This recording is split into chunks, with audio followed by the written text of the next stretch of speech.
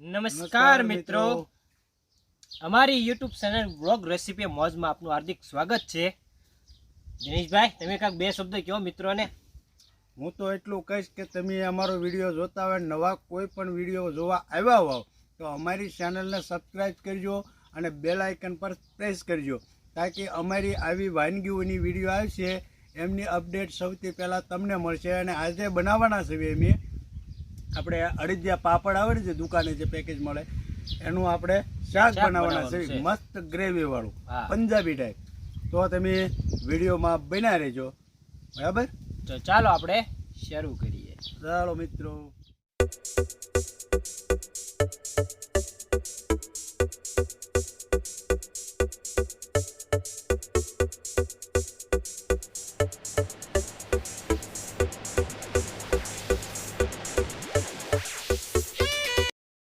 તો હા મિત્રો, આપણે જે પાપડનું શાક બનાવવાનું છે ગ્રેવીવાળું, એની અંદર આપણે અડદના પાપડ લેવાના છે. અમે ગોપાલનું પેકેટ લીધું, તમે કોઈ પણ કંપનીના લઈ શકો છો. અને બીજી કઈ વસ્તુ જોવે છે એ તમને જણાવી દઈશું. આપણે ટમેટાં છે, મરચાં છે, ડુંગળી છે, આદું છે, લીલું લસણ છે અને કોથમીરી છે. અને હા મિત્રો, આ બધી વસ્તુ આપણે મોટી કાપી નાખવાની છે અને કાપીને પહેલાં વઘાર આપણે મારી દેવાનું છે, બરાબર? અને પછી આપણે મિક્સરની અંદર ગ્રાઇન્ડ કરવાનું છે.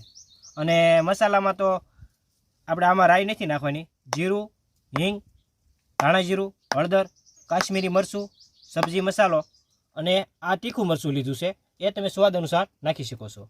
તો ચાલો મિત્રો, હવે આ બધી વસ્તુ આપણે કટિંગ કરી નાખીશું અને શરૂઆત કરીએ. તો આપણે મિત્રો પહેલાં ટમેટા કાપી નાખીશું. આપણે મોટા મોટા જ કાપવાના છે, કારણ કે આપણે મિક્સરની અંદર આપણે ગ્રાઇન્ડ કરવાનું છે. વઘાર મારીને આપણે મોટા મોટા કાપી નાખીએ તો પણ ચાલશે.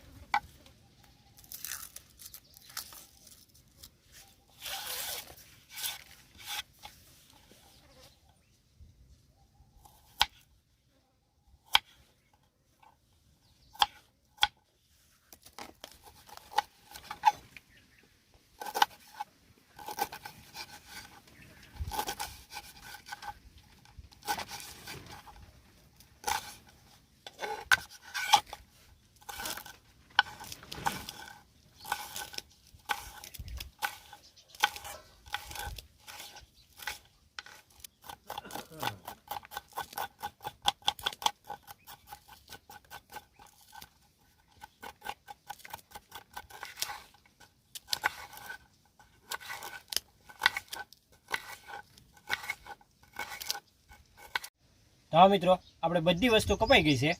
તો આને આપણે હવે વઘાર કરી નાખવાનો છે. ચાલો મિત્રો, આપણે તેલ નાખી દઈશું પહેલાં સૌપ્રથમ. ચાલો મિત્રો, આપણે સૌપ્રથમ જીરું નાખી દઈશું. જીરું નાખ્યા પછી આપણે મિત્રો આદું નાખવાનું છે. આદું નાખ્યા પછી જે આપણે લીલું લસણ લીધું છે એ નાખવાનું છે. આપણે થોડુંક હલાવી નાખશું.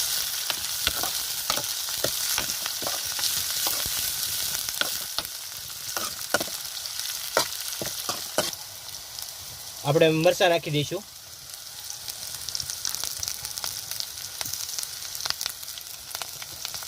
આપણે ડુંગળી નાખી દઈશું.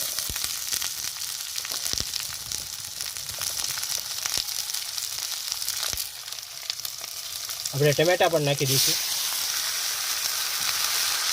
આને હલાવી નાખશું સારી રીતે.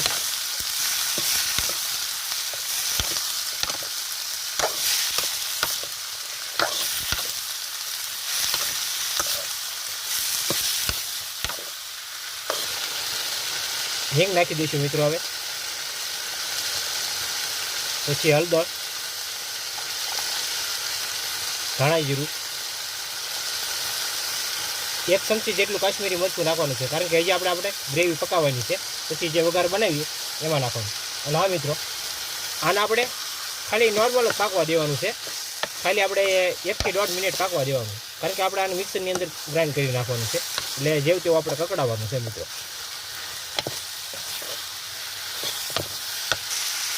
હવે મિત્રો આપણે મીઠું આમાં થોડુંક નાખવાનું છે, કારણ કે જે બનાવતી વખતે આપણે નાખવાનું છે.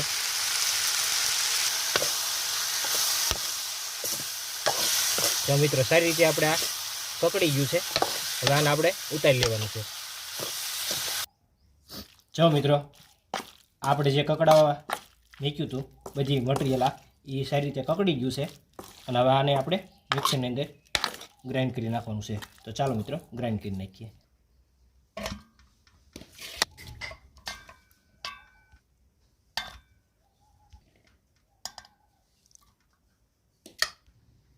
જો મિત્રો આપણે આ રીતે આખું પાકું રાખવાનું છે, બરોબર.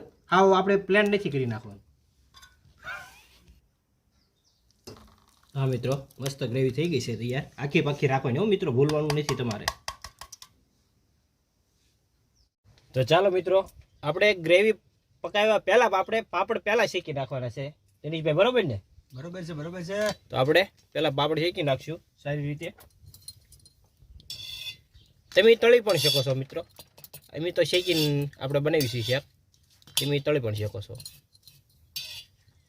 આવી રીતે વ્યવસ્થિત રીતે આપણે શેકી નાખવાના છે.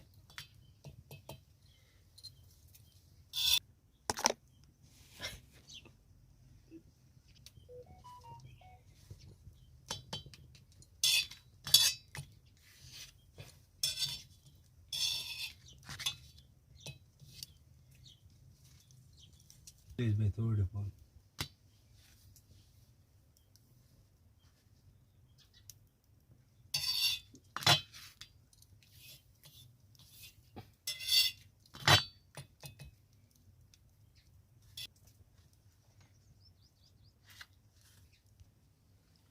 જો મિત્રો આપણે બધા પાપડ શેકી નાખ્યા છે.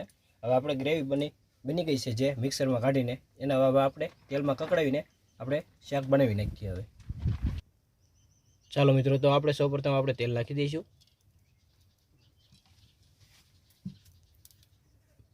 આપણે જીરું નાખી દઈશું મિત્રો.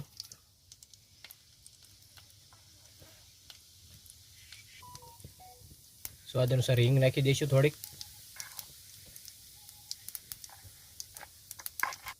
ધાણા જીરું. પછી જે આપણે ગ્રેવી લીધી છે એ નાખી દેવાની છે એની અંદર આપણે સારી રીતે.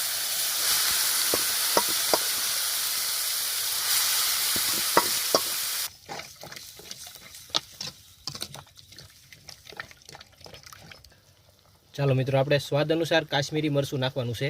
આપણે આમાં લસણ ને બધું નાખ્યું હતું એટલે તમારે સ્વાદ અનુસાર નાખવાનું છે. સ્વાદ અનુસાર આપણે મિત્રો મીઠું નાખી દેવાનું છે. આપણે ધ્યાન રાખવાનું છે કે આપણે ગ્રેવીમાં પણ નાખ્યું હતું એટલે આમાં સ્વાદ અનુસાર નાખવાનું તમારે.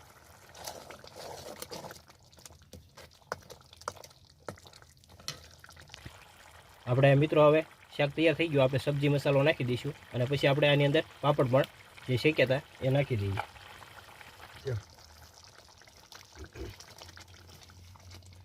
તો હા મિત્રો આપણે હવે આને પાપડાવાળા નાખી દેવાના છે. અને આપણે આવી રીતે કટકા પાડી દેવાના છે. બહુ મોટા પાડવાના, બહુ આપણે ઝીણા નથી કરવાના. આવા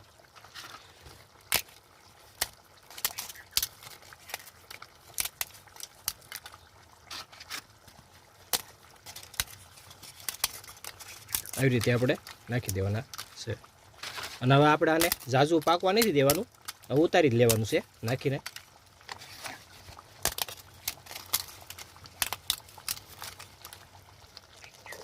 આને મિત્રો આપણે હલાવી નાખવાનું છે એવી રીતે.